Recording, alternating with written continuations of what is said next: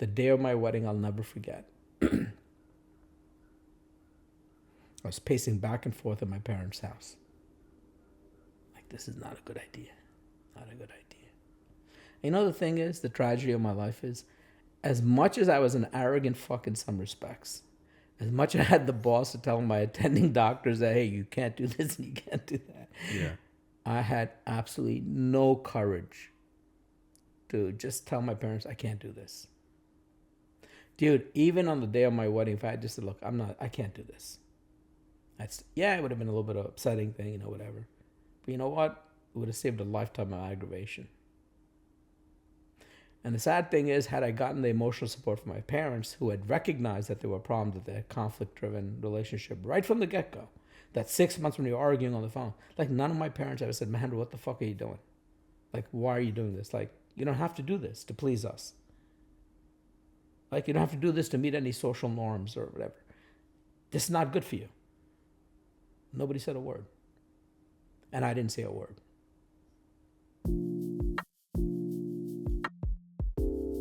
Welcome to the Improving Humans podcast, where improving humans share their stories, experiences, and lessons to help others improve. Today I'm joined by a very special guest, my uncle, Dr. Mahendra Sharma. He is a board-certified radiologist who's been practicing for the better part of 30 years, but more than his professional prowess, he is easily the wisest person that I know. In fact, the reason that this podcast exists, Improving Humans, is because of the relationship we've had over the past 3-4 years and the improvements that he's personally made in my life, helped me work through things, be more introspective, reflective. So I wanted to end the first season talking to him about, life lessons that he's learned and his experience across the past 60 years now. So thanks so much for joining me. Oh, my pleasure to be here.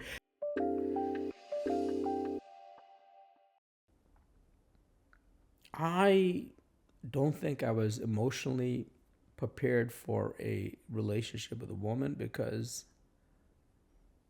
I never had the experience of that. Like, living in America when we came here, like, the idea of dating was something alien to me because first I was young when I came here, like 5 or 6. My parents, very old fashioned, we didn't date. Like, they didn't come from a culture where people dated. So I grew up in that environment at home, right? Like, it was always enforced upon me. You shouldn't be with girls. You shouldn't talk to girls. You shouldn't do this, right? There's a lot of social pressure of not socializing with females in a romantic sense. Yeah. Even the fact that if I had a friend, it was like frowned upon in the sense that if I brought a girl home as even like 8th grade, or like my mother would go through 100 questions, right? I always had this thing on top, like on my head where having female friends or having female relationship or friendship was frowned upon. So how do you emotionally develop then? I think the first stage of having an emotionally healthy adult life with females is to have an emotionally healthy relationship as friends. The socialization process is very important. That boys and girls should learn how to play together well, That's the early stages. I'm not a child psychiatrist, but you don't have to be a fucking rocket scientist to figure that out, right? I mean, so I never dated in high school. I think, I've seen the Western way of Americans do things. I don't think it's also perfect. Like, I think in America, for example, I think sexuality is too promoted at an early age, right? You see it in television, like these so-called kids shows where you have kids dressing like the way they do when they're talking about dating. They're 12 years old. Can't even wipe your fucking ass and you're like talking about dating. I mean, it's fucking stupid, right? Yeah. What they don't emphasize is what I saw as the Western or American system was this idea of dating is good. Meaning, to me, it should be a graduated sense of development. As a child becomes a teenager, becomes, an older teenager, young adulthood, like those different stages of life, you should have evolving, evolving, what's the proper word to use?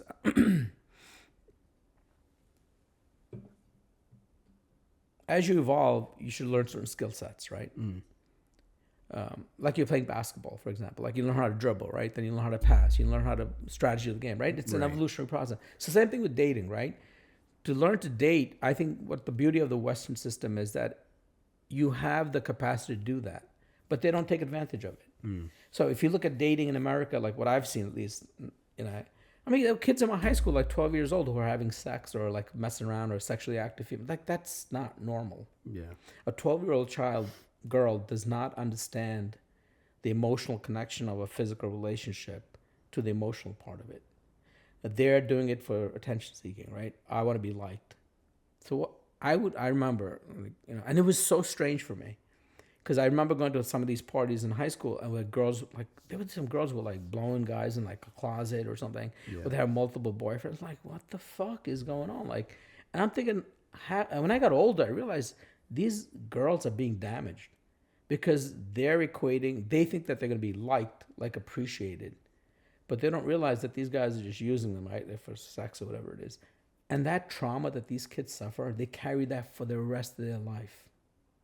And the sad truth is that this trauma manifests itself in adult relationships where they can't be close to their husbands, or they're not faithful, or they look at them, they have body image issues, whatever it is, right? Yeah. I'm not a child psychiatrist, Right? or, I'm not a psychologist, but this is my observations. Yeah. Because we talk to some adult women, like, where do they get this ideology from? Yeah. It's from that trauma but the parents and society doesn't remember those things because they're not there watching that child do those things when the child is doing things behind their parents' backs. Yeah. Or they're having these relationships, right?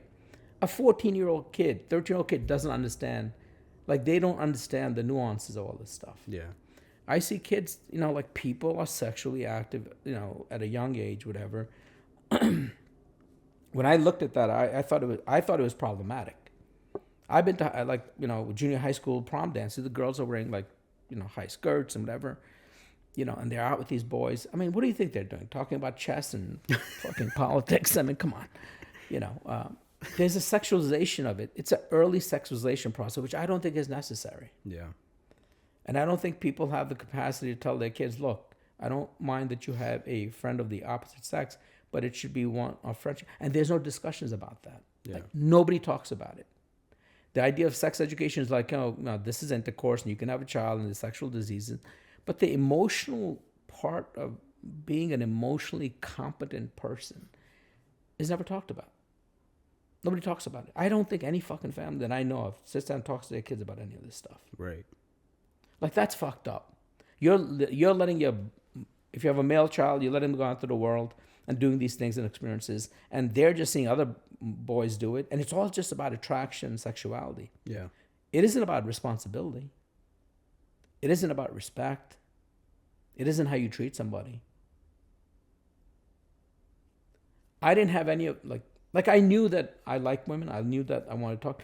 I didn't understand the nuances how people, both boys and girls, but like I'm talking from a guy's perspective, how women can be manipulated, how women can use their sexuality to, to whatever. My mother knew some of those things, but she never talked about it. She knew stories of her, like her sister was hurt. Like, I didn't know about that. Like, like, nobody discussed that stuff. How are you raising fucking children and not discussing like real life issues with your kids? Yeah. Like, I discuss shit with my kids all the time. Yeah. That hurt. I think that hurt society in general, but I think it hurt me individually. There was this pressure to marry Indian. There was a pressure to do all these things, right? I mean, I went to college, never had a girlfriend in high school. I mean, I liked a girl, but that was it, But I never really had a girlfriend in high school. It wasn't until college that I met somebody that I was my first person I fell in love with, who was not Indian, right? White girl. Very nice, and I enjoy, she was my first love, whatever. Then there's a pressure in med school, like, I went to predominantly like a white medical school. Most of the people were not obviously Indian or Hindus, and there were other religious things. So I didn't really meet anybody in my medical school class that I could say I was interested in. Never did in med school. When I started my residency, it was, allowed that you've got a job, got to go to the next stage of your life and get married. I tried to be open with my parents about, like, respecting their point of view. Like, hey, I'll meet somebody that you want to introduce me to, right? But I also tried to make an effort to meet somebody on my own. The problem is back then, we didn't have a lot of Indian people around. Like, now there's like they're everywhere. Right? But, back then it wasn't like that, right? Yeah. There was a handful of Indian girls, like, that I met. I never dated any of them. Like I said, the only one girl that I dated in college, right, for about a year and a half.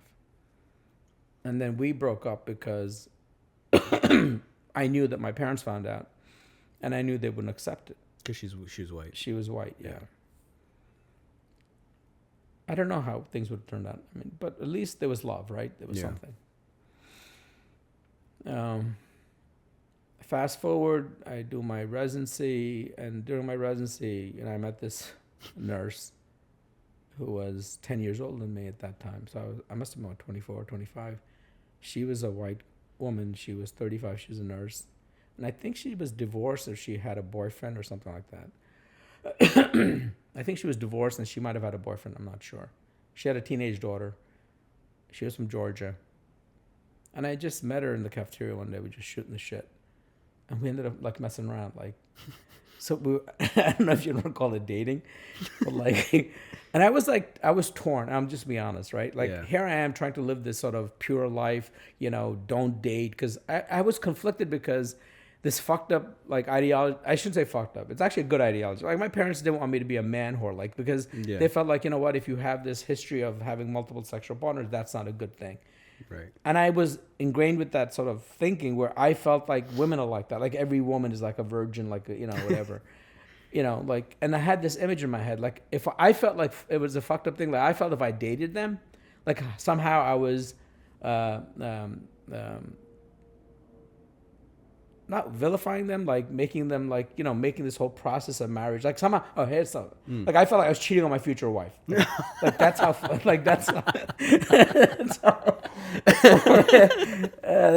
That's how I thought of it, right? Really fucked up, right? Okay. But that's how I thought of it. Yeah. But anyway, I just came to a point where I'm like, well, you know what? I'm 24 years old.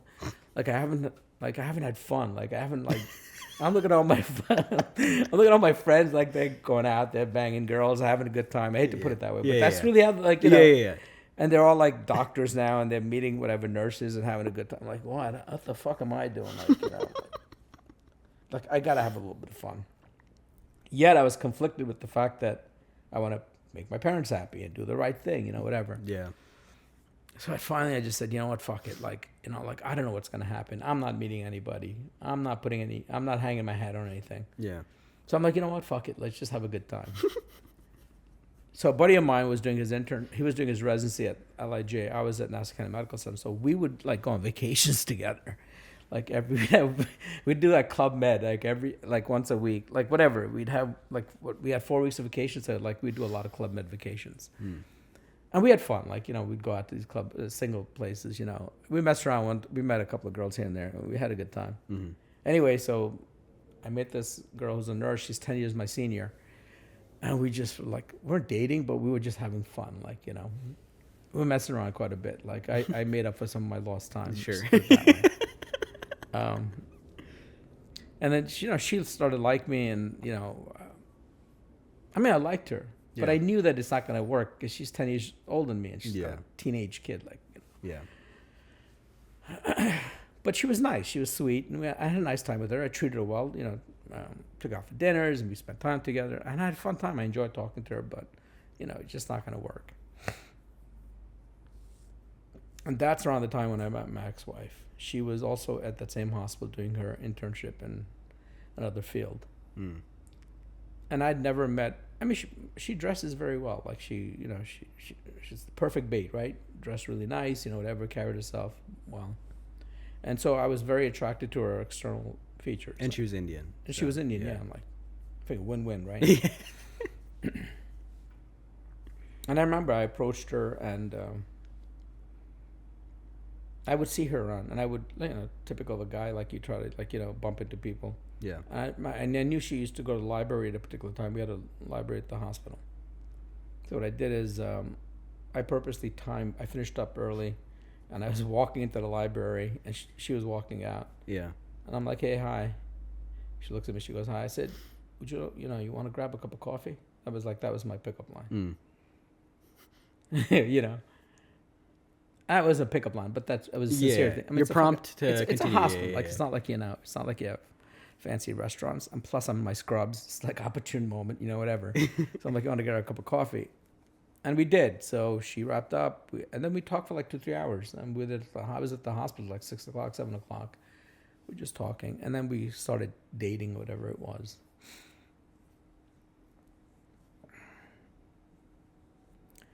I knew her, and at that time, I think she was also like seeing some guy, like another. He was a Muslim guy who was, I think he was doing his medicine or something at Lij. I was at NICMEC. Um, anyway, we started seeing each other. We were dating for like I guess a month. It was about a month, and there were red flags like right from the beginning, major red flags. And I tried to address them with her, like look, we would argue a lot, like we'd fight a lot, argue a lot. What are the red flags that you identified? Obviously, you didn't necessarily follow through on like cutting it off, but like, what were the red flags that you ID'd early on that you were like, something feels weird here? She used to drive an orange like a Toyota FX car. It was like a hatchback.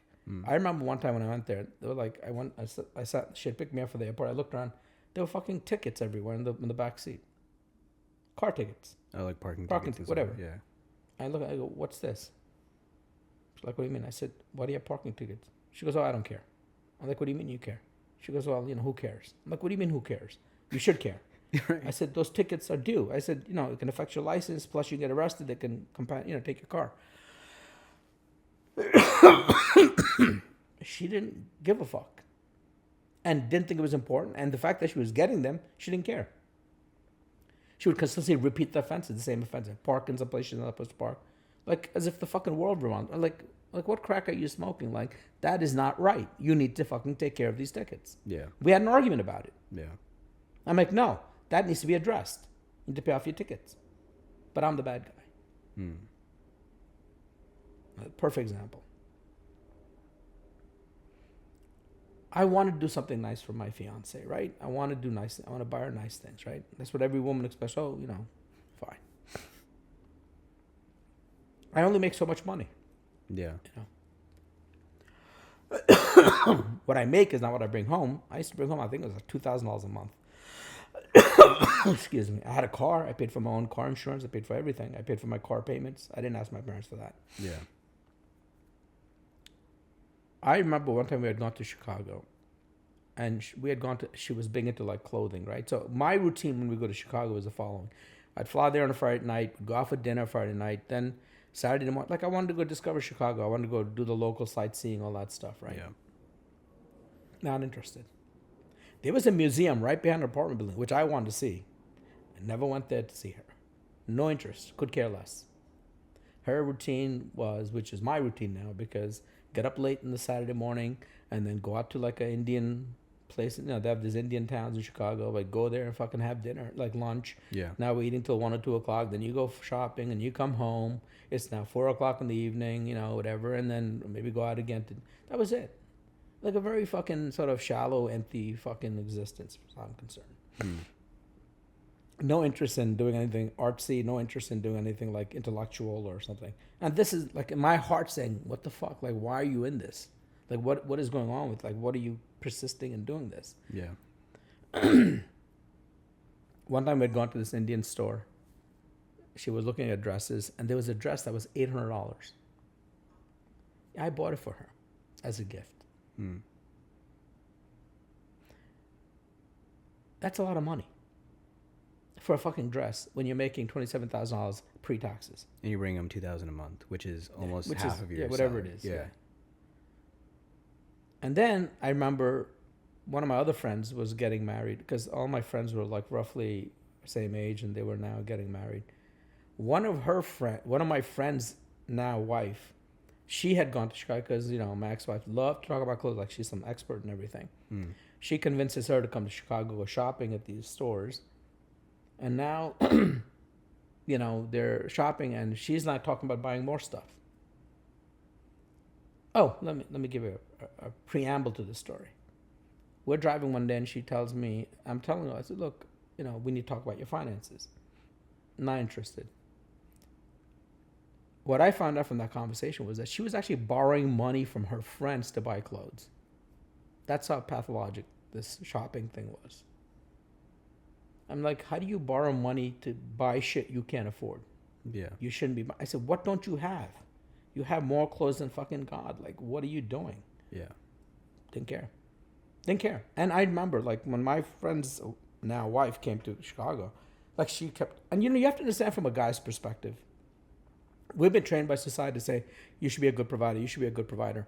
When you feel like you can't provide, it gives anxiety to men, right? It makes you feel like somehow inferior, like somehow you can't make your woman happy. Like this is the expectation of society, right? Please a woman in bed, be a stud in bed. You gotta make the money. Oh, fuck you. Like, why are you so deserving of all this stuff? What the fuck? What makes you so great that you're deserving of all this stuff? But men, honestly, good men, out there, and they try. But you can't say nothing, right? Because when you feel you can't, who do you complain to? Who do you talk? Do you tell your wife or your future girlfriend, hey, you know what? We can't afford it? Because nobody wants to hear that. So you are guilted into now providing for more or somehow coming magically up with money or making sacrifice. So you end up making a lot of sacrifice. And she's not talking about shopping. I'm like, we just bought like an $800 dress like 2 weeks ago. Yeah. You have other clothes. You have debt for clothes that you owe. Yeah. So I sort of, basically when we're walking in the street, my friend's future wife is walking in front of us. I'm like, look, we can't afford this. Her response to me is, I said, I just bought you this dress last, She goes, fuck you. She goes, take your money and shove it up your ass, is what she said to me. And I'm quoting you now. I'm not even paraphrasing. That was before we got married. So I told her, I said, look, I want to break up with you. And whatever. I don't want to do this anymore. This after a month. So you identified red flags and you tell her, hey, like, this is not going to work. I don't think we're going to work.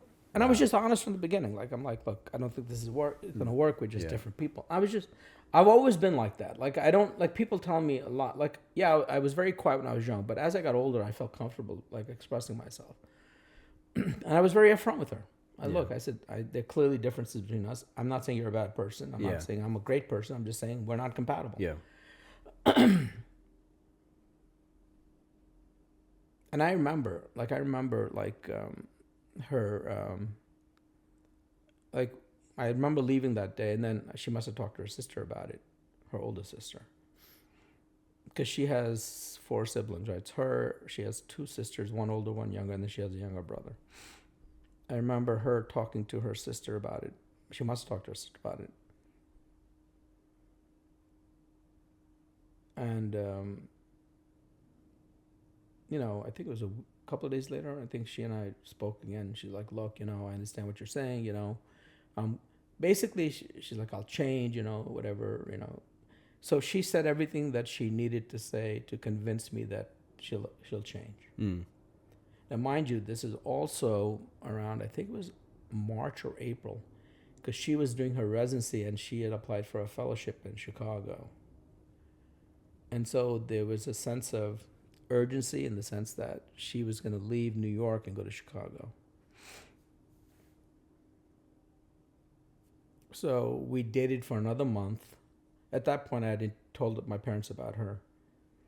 And my parents basically said, look, she's leaving in June, or I think she left in June, because you have to start your residency or whatever in July, I believe. Mm-hmm. So they kind of rushed an engagement kind of thing. Oh, shit. So I knew her 2 months. We got engaged before she left. And she went to Chicago. I helped her move. I got her stuff packed and stuff. Helped her settle in. Met her in Chicago, flew out there, and got her settled in. And now our marriage was set up for December. So that was 6 months after we got engaged. So knew her a month, red flags. Should have broken up with her. Didn't. Convinced me. Tried to break up with her, and then right. she Right. Yeah. Like, hey, I'll change. You buy that shit. Because you know what? We all as human beings want to believe somebody, right? We want to be trusting. Yeah. That's for most part, it's human nature, right? Especially when you've spent time with somebody, right? Especially if you're giving her the playbook, if you already identified things that are red flags, right? And then if she's coming back to you and saying, I'm going to fix X, Y, Z that you've laid out for her, it's very convincing if she's saying, I'm going to change those exact things that... Yeah, and I explained to her, look, these are problems, And then what would happen is prior to us, so now she moves to Chicago, I move her there. Now we have this long distance things from now to December. Mm-hmm. And dude, like every day, we would talk once every evening, right? 90% of the time that I had conversation, it would be a fight or an argument. 90% of the time. So what I would do is And I'm just, look, stuff I'm telling you is like shit that I haven't told anybody. Like my parents don't, nobody knows this. Like I'm just sharing like important personal shit, like, you know. And I'm sharing this honestly because if anybody listens to it, it shows you the progression of pathology. It shows you the progression of how shit like deteriorates. And these are red flags. Like if you're going through this, like wake the fuck up. Like, you know, this is a, like you should, like it's a kick in the head. Like wake the fuck up. Like this should be a, like this is a problem. Right? Yeah. So I'll give you a perfect example. Like, so we would talk once every night, whatever. We'd argue about some stupid thing, right? Some other thing, whatever. It would always be fucking arguments. So now what would happen is I wouldn't talk to her every night. It would be every second night. Then it would be every third night. Then it'd be like every fourth night. So what I used to do is I used to go visit her like once a month or once every couple of weeks when I had some time off. Yeah. And then it became like I would go every 2 months. Like, and it wasn't that long a period. I must have made a total of maybe 3 or 4 trips to Chicago prior to us getting married. But here's the interesting thing. Not only were the red flags apparent to me early on, but I sort of buried it because now I'm thinking, here's the fucked up thing, right? We're engaged. It's almost like this morality of a commitment. Yeah. Right? So I was raised with the sense that when you commit to something that you follow through with it, right? Right. In my heart, although I got engaged, I'm like, this is not a good idea. It's not a good idea. Like the instinct inside of me said this is not, but the social pressures of my parents getting married, you know, this thing about traditional Indian thing, whatever, like that shit weighs heavy on your mind. Yeah. People oftentimes now tell me, well, you know, you're in America, you know, they're fucking stupid, right? It's a stupid thing to say because there are plenty of fucking white people. There are plenty, if you look at traditional Italians, Irish, they did the same thing. That, like, you know, people got married, you know, based on who their family suggested. Yeah. There were social pressures there too in those cultures. Yeah. Even in their home countries, there was social pressures, right? Yeah. Maybe people first or second generations, it was different in America, but those first immigrants Who come here to yeah, America. yeah, that's social pressure there. People are Yeah. full of shit when they say they're not. It's very easy to judge somebody else. Say, well, you should have done this. You're not in my shoes. Like, you don't know what the fuck you're talking about. Yeah. Right? At least inside of me, I knew that there was problems. Like, I knew that there's going to be fucking potential problems, right? Yeah. Because we just didn't. And then I never felt the sense of love. I never felt like, you know, it's interesting. She never once said to me she loved me. Never once told me she loved me. Ever. Yeah. You know, I told her I loved her. I think I convinced myself I loved her. Did I care for her? Sure. Initially, I did. But this is now, mind you, we're not even fucking married yet, right? Yeah. You guys are just in the engagement We're just engaged. process. I remember the one night, like, we got into a huge fucking argument. And my dad, it was like 2 o'clock in the morning. And my dad got up. He actually walked into my room. And he opens my door, like, what's going on? Like, what's going on? Like, you guys are yelling and screaming. And he goes back to sleep. Fine. It's 2 o'clock in the morning. Not an unreasonable thing to do. They never once fucking addressed that issue with me. You'd think my parents would have sat down and said, hey, what the hell was going on last night? Like, Yeah.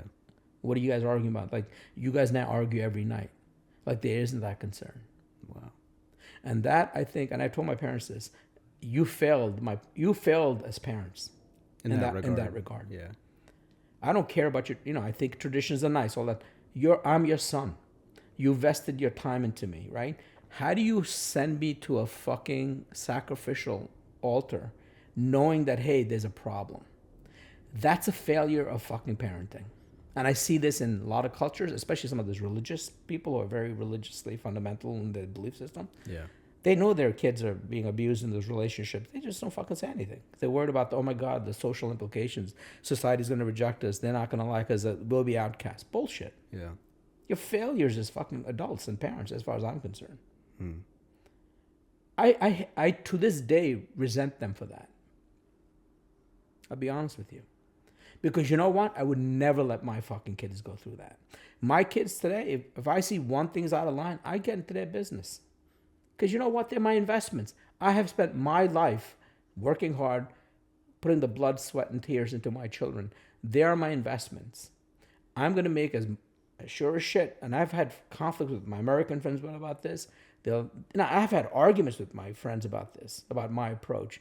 I tell them, I don't care what you think.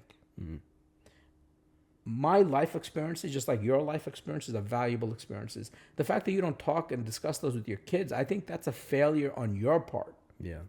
I'm not saying that I'm perfect. I'm just simply saying I made mistakes.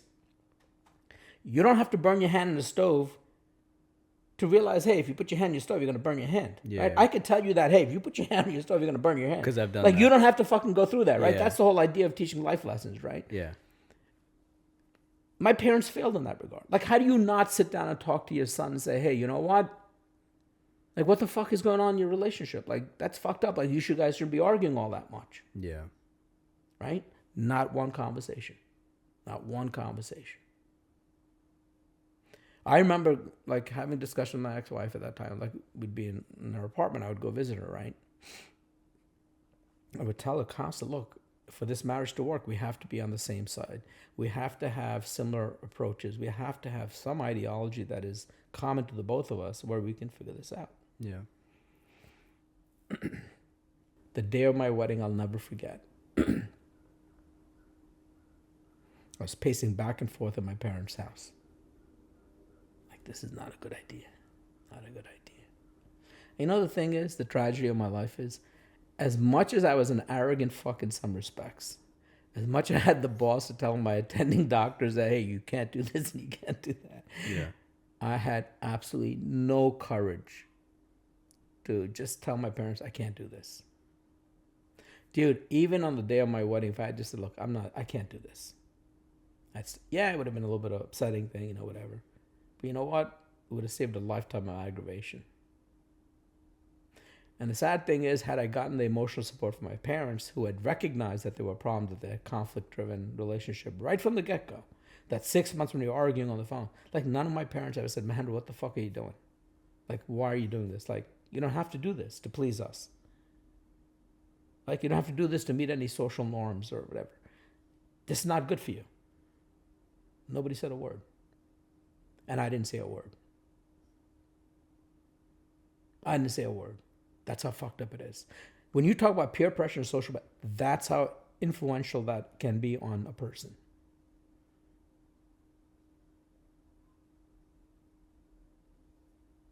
And it was a tragic mistake. Again, not a bad person. But the mixture of the both, not a good thing.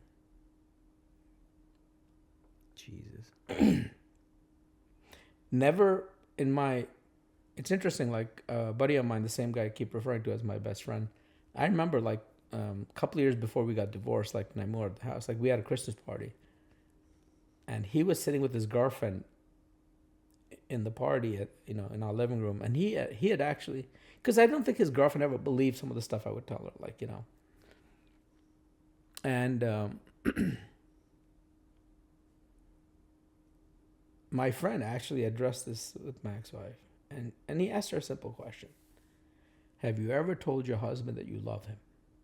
And without even flinching and hesitation, she said no. He was never in the entire relationship, even, no. Well, that says it all. Yeah. I mean, that says it all. So everything that happened in my marriage it was basically a way to tie me into the relationship, to keep me tied down into the relationship. And my entire purpose was, you go be the monkey who goes to work and you provide for me, and that's just the way it's going to be. Let alone the fact that when I came into their family and their relationship, I got involved with them. I treated them like my own family. Actually treated them better than my own brothers. Yeah. I mean, the absolute shit show of things that I had to deal with early on in my marriage, it would have broke most people. People have no idea of the stuff I went through. They have absolutely no fucking idea. I'll give you a perfect example. On my honeymoon, we had gone on a honeymoon. We went to Sandals, Jamaica for a honeymoon. It was a week trip. On our third night there, I think it was the second or third night, they had dinner by the pool. A romantic thing, whatever. So we get dressed up. We're sitting at the pool having dinner.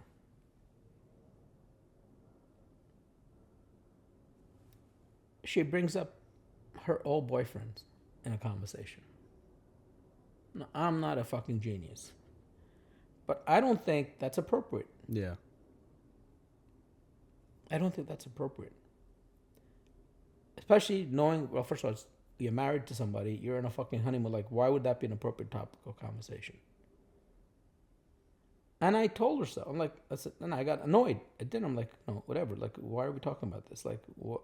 And do you really think it's an appropriate topic? That's your past. Like, I don't care. Like, and plus, she dated a lot. I mean, I'm sure she had a lot of boyfriends. Who knows? And her past was never clear to me in terms of what she did or not at that time. But I don't want to hear about it. Like, I was polite about it, but I'm like, I was annoyed, obviously. It's third night of your honeymoon. Completely reasonable. Do you know she got upset with me? Like, whatever. We didn't talk for the rest of the honeymoon. 4 days went by. And this is our honeymoon. 4 days went by. Didn't say a fucking word to me. Did not even sit next to me. Did not talk to me. She would get up, do her own thing, hang out at the pool, whatever. Go out to eat, get drinks, because all inclusive bullshit. And I would do my own thing. This is the honeymoon.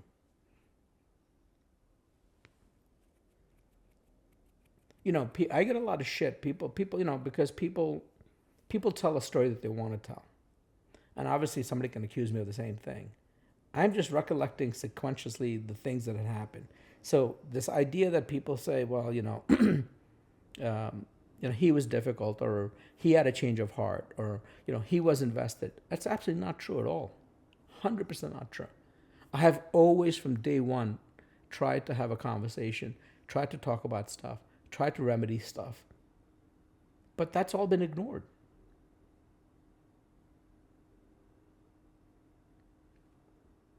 That's telling. Yeah. On your honeymoon, you don't talk. 4 days go by. We had a flight back, and it was raining that day, I remember.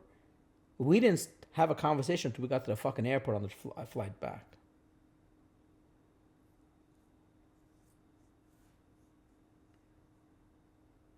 And that's just the fucking beginning of a very painful 27 years. 27 years is a very long time. So how do you even get through 27 years? It's not easy. And it takes a toll. I think it damaged me psychologically because I was so stressed out all the time that I started to develop rashes on my hands. I would get rashes on my legs. I couldn't sleep at night. I was having back pain, neck issues. One of the worst things for health is chronic stress. There's a wonderful documentary that was on Netflix. It was, I forget who made it. It was on, I think in possibly Nature or somebody did it. The name of the documentary is actually called Stress. You should watch it. It's actually quite interesting. So the scientific approach to how stress affects the body to the level of the DNA structure. It's actually pretty interesting. I had that for 27 years. Chronic stress will kill you. I think it's an instigator, a trigger for some of the diseases that we get. And it's very detrimental to people. And I want to give people context also, they've heard you cough throughout the duration of this this cough interview. that I had. This isn't you being sick right now. This is you. No, I don't have. You don't have a cold or something. I don't have a cold. I cough because of my stress. So I developed this cough during my marriage. Yeah. And I had my ex-wife. It didn't occur to me that it was my stress. I started coughing, and then what would happen is this is early on now, and I got tested. Yeah. Oh, you have asthma, you have this, you have I got through all the testing, did all that stuff. And it wasn't until one day I was driving my car. I like to listen to a lot of podcasts, and I think there's a neuropsychologist who was at NPR. He was discussing the effects of, the mind over health. So I had some interest in biofeedback, so I did that in high school. I read some articles and books on it. But it wasn't until I heard this neuropsychologist that it clicked in my head. And I started researching this stuff, and I realized, I self-diagnosed. I'm like, you know what? This is all stress. I would cough so much, I would literally, people thought I had tuberculosis, it was really funny. I would just cough all night long, just severe bouts of coughing all the time. The day I signed my divorce papers, my cough went away. It's not even a joke. Yeah. The day I signed my divorce papers, I stopped coughing. Yeah. This cough has come back in the last year and a half, and my kids have been concerned about it. And I think I'm stressed out about the thing. But here's the thing. The damage that was done for 27 years, it's there in my molecular level. So now when I cough, it's my biomarker for letting me know that I'm stressed out. Like take a deep breath, calm down, and that's my biofeedback marker that I'm getting upset or I'm stressed out. Yeah. And it's funny, like whenever I talk about my past, like I will cough, Yeah. but I will not cough otherwise. But it's gotten a lot better than it used to be. Yeah. Before I would cough all the time, like in a minute I'd cough 2 or 3 times. Yeah. And when I would sleep, I would have coughed. Like in my sleep, I'd cough. I wouldn't get a night's sleep because I was coughing all the time. Yeah. And it's a marker for us too, because anytime I'm around you, when you've either dealt with things with your brother, family stuff was coming up, or like obviously if there's things going on with your kids, I'd hear you coughing and I'd be like, what's going on? Which is crazy that your body's basically telling you ahead of time. Right, Like, but it also shows the damage that was done to my body, right? Yeah. So the biochemical regulation, the receptors on whatever structures that cause this stuff Yeah. have been regulated so that now that stress, when I get stressed out, I cough. So you go through 27 years. It's obviously mental turmoil. I remember I was joking with you. This is when like 4 years ago, I said, I'm impressed that you're still sane at this point, or like that you still have a levity about life. Anybody that's met you, my friends, etc., are like, wow, he's like extremely joyful, happy, considering all the stuff that we've heard that's happened to him. So what I'm trying to understand about you, for anybody who, let's say, obviously you're giving this advice as a precursor to make sure they don't make these mistakes. But let's say someone's gone through this process of making similar mistakes that you did and enduring what you did. How did you maintain sanity and levity and all of that once you got out of that? I mean, you sign your divorce papers, your cough dissipates, but like, how do you even begin to recover or wrap yourself around after the fact? Like, I'm just trying to understand that process of how you ended up okay. Every day is a battle. Here's the thing, right? So, like I said, when I was a child, I was always carefree, and I was. I think one of the things that saved me in my life was that I just had a very carefree attitude about a lot of things, and I found humor in things, even things that were like stupid, like, or even some, like you hurt yourself, like whatever. Like I would, Right. like I would find humor in that, like And I think sometimes humor is the thing that saves you. I have painful memories, yes. But I always find that, if I can make other people laugh or I can find joy in my life or whatever, like that's healing. It helps you cope with things. It helps you look back at your life and sort of, like I've even joked about like stuff that happened to me. Yeah. And I laugh about it. It was painful. Yeah. But I laugh about it now because it helps me deal with it, cope with it. And then I can use that humor to tell the story, which sends the message that I want to send without coming across as like some angry person. And like from what you said before about your approach to people, it also softens the story for other people. Right. So it's not. Right. Because then, then what happens, it just becomes a litany of vitriolic stories and people say, geez, he's fucked up or he's broken. Because people don't have compassion, I hate to tell you. Yeah. People do not. A lot of people don't have compassion for stuff. Yeah. They don't. They'll look at you and they'll judge you. They won't even have the patience to listen to something what somebody has to say. Or they'll see you as weak and be like, why would I even listen to that? Yeah, exactly. I mean, one of the things I will not. That's why I don't oftentimes talk to anybody about anything, because I just don't want to deal with all that crap. Like if somebody approaches me and say, "Hey, I would like to talk to you," that's fine. Yeah. But in the old days, I would actually go up to people and talk to them. Yeah. I don't do that anymore. Yeah. A message to somebody who's not willing to receive the message is pointless. Yeah. It doesn't make any sense. You talk about the levity part of extrapolating that singular experience. So that's 27 years of shit that you're dealing with, not just in your marriage, but externally. I can't imagine that you don't have anger or resentment after you sign divorce papers, that you have like all of this built up. I did. You've been through so much shit. So what I want to understand from you is what you were feeling at the time and how you evolved to be how I know you now, of like a wonderful person who doesn't hold that like anger, resentment, and just hatred towards, it could be life also. Like you Here's just the thing. hate You know what life. happened? Yeah. I was angry all the time. I was just I'm fucking anger. Yeah. Because I had finally, last 7 years of my marriage, I had pent it up. I get divorced and I just have this anger now. Of course. Yeah. It took me 4 years to purge it. And I think at the end of the day, the final thing that came into my head, which is such a simple philosophy, and I think I heard it somewhere or somebody said it or, whatever, one of these YouTube discussion things, it was such a simple thing. Because I listened to a lot of these talk shows and self-help things and, hours and hours of this stuff, I would listen to this stuff. And it was such a simple thing. My point of view didn't matter when I was married. My anger, my frustration didn't matter when I was. How do you think it matters to her today when we're divorced and we're living separately? Doesn't. She's not traumatizing me anymore. I am traumatizing myself. The memories that I'm holding on to and the anger that I hold on to is me punishing myself, even though I'm not married to this woman and she's out of my life. It was such a simple thing that I'm like, well, okay, well, you can continue to punish yourself, or you could just sort of deal with it and move on. Learn from your mistakes. Talk about it in a healthy way so that you can heal. But me being angry is just going to continue to victimize myself. I am a proxy for her to hurt me. It makes no sense. It was such a simple thing. And that when I realized, I'm like, what the fuck am I doing? Like, literally, it was like a light switch that went on my head. I'm like, the next day, I was just different. And people say to me, like, you know, the person you see me today is the guy I was like in high school and college. Like, you know, fun-loving, enjoying life, you know, whatever. I'm invested in people. I've learned lessons in my life. Yeah, a lot of valuable lessons. Like, I was always involved in always helping everybody, a stranger and this and that, always giving money, my time. No more. Absolutely not. I will not give my time or my resources to just anybody. You have to earn it. And everybody's capable of giving something. I don't give a fuck if you're dirt poor. You know, when people say, oh, I don't have any money, I can't. Fuck you. You can give your time, you can give your effort. When people are not willing to give you in anything, that means they're just not interested in giving you anything. They just want to take from you. I've gone to villages in India, people live in fucking mud houses, and they're the most generous human beings ever met on my planet. The most loving fucking people on the planet. The salt of the earth.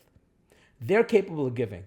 But you, living in America, you know, making 60,000, whatever you think is like, you can give. Yeah. I'm not asking for money.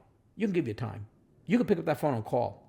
That's giving. Yeah. Be there for somebody. That's giving. So now I only give to the people who deserve it.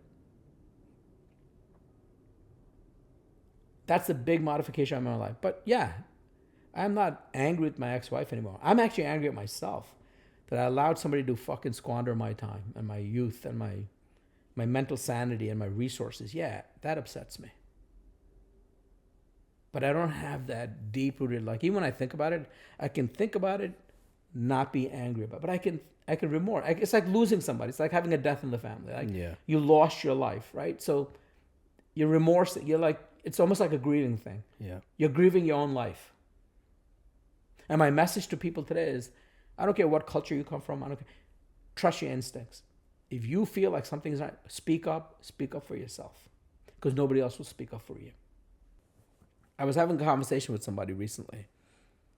And this person is, you know, in a relationship. And they're like, well, I've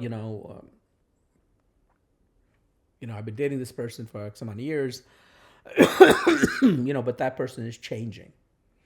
So I tell this person, I said, look, what does that really mean when people, like people oftentimes say this, right? Yeah. I'm in a relationship, I'm in a marriage, there was, the person changed. Yeah.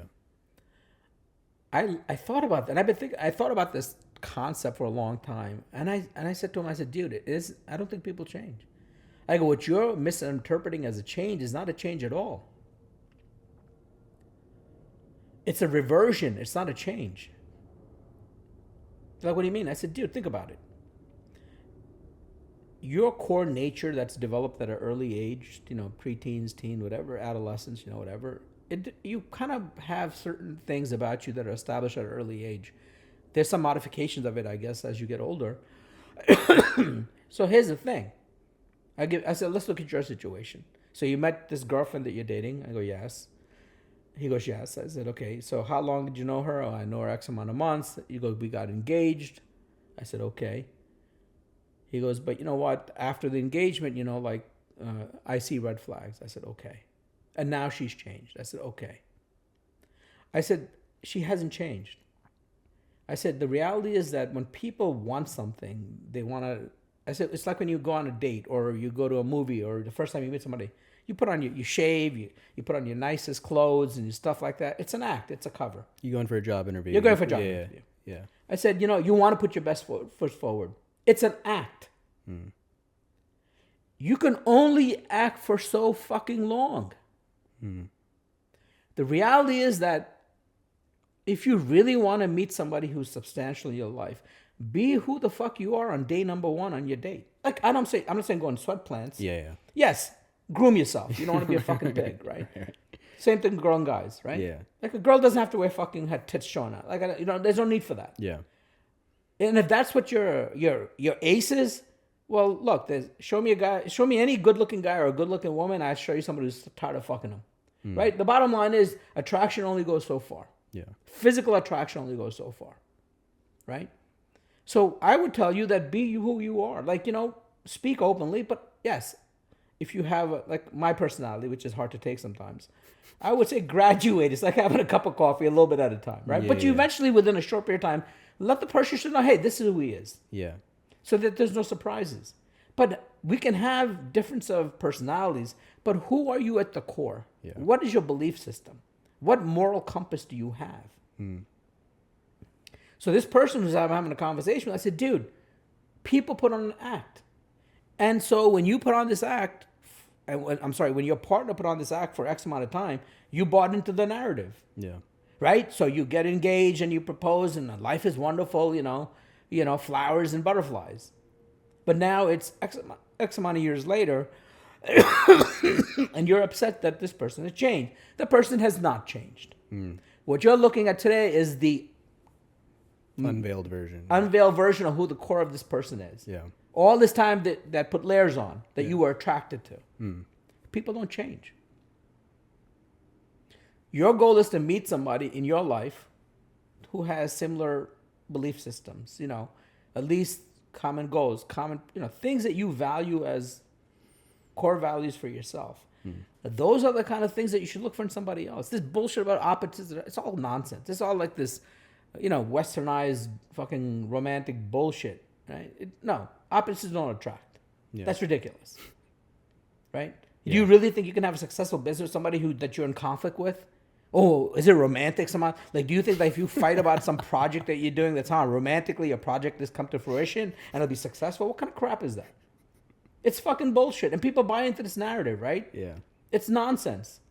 You want to meet a person who's your best friend. Yeah. And typically you're friends with people that you have shit in common interest with. Right. Right? I mean, it's not hard. Yeah.